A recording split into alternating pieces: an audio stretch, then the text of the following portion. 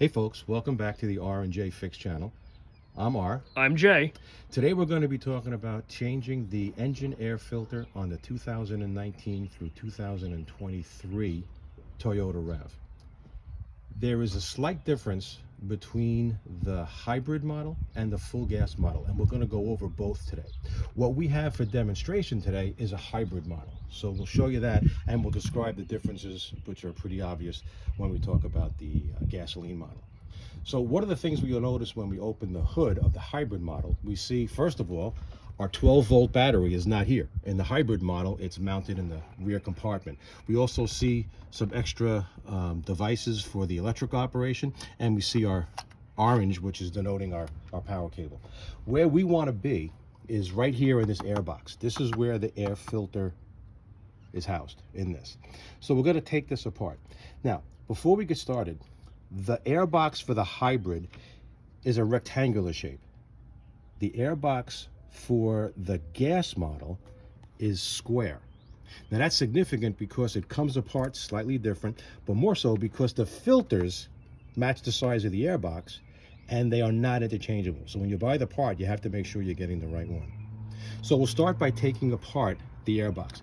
You don't have to completely remove it. All you need to do is lift the cover, and there's enough room to get your hand underneath.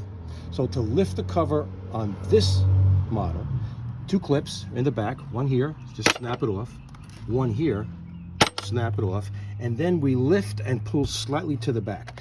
Now the reason we pull slightly to the back is down here. You see these pins that are molded on the top of the airbox?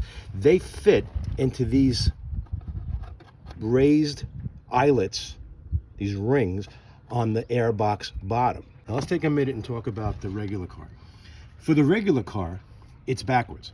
Those clips are in the front, and these pins that we're talking about with the raised eyelets are actually in the back. So for the hybrid, you unclip and you pull slightly backwards. On the regular car, you unclip and you would pull forwards. Now on the regular car, this sensor is actually routed around the airbox. It goes around the whole airbox like this. For this application, we can leave it intact. I recommend for the gas version is that you unclip it, and it's very simple to unclip. Because it's tethered down here and the air tube is here, you get a little bit trapped. So by pulling the sensor off, and it's just a question of removing this clip, there'll be a clip on the back for a channel, for a conduit, that you press the tab and you lift, and there'll be a clip on the side that you press the tab and you lift. That'll take the wire harness and you can clip it over here behind the fuse box and get it out of the way. Whereas here in the hybrid version, that is unnecessary. Exactly right, Jay. Okay. You don't need to do that at all here because all of our attachments are on the inboard side. So now with the top loose, all we're going to do is reach in and pull the old filter out right here. Now we notice how the filter came out.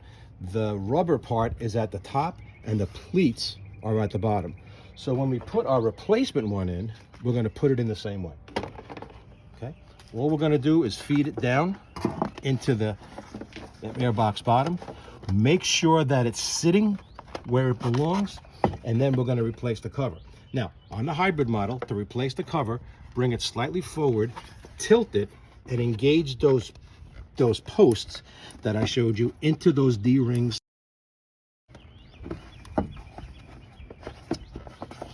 Once you've got that, you then bring the top down, and you'll feel it. When it's in, you'll feel it sit down. When it sits, you'll know it because, like I said, you'll feel it, and these clips that you're going to bring across will snap in easier. If you get a lot of resistance on those clips, then it's probably not sat right. Now, on the regular model, you would do the same thing.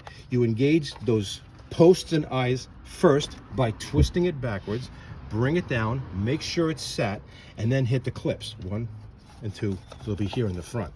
So it's just slightly backwards. On the regular car, remember then to put your sensor wiring harness back in. Start with the one on this side, snap it in, go to the back, snap it in, and then go to your sensor plug and press it in this way. And that's all it is. All right, guys, that's pretty much it. If you enjoyed this, if you found this helpful, maybe leave us a like, and don't forget to subscribe. Thank you so much.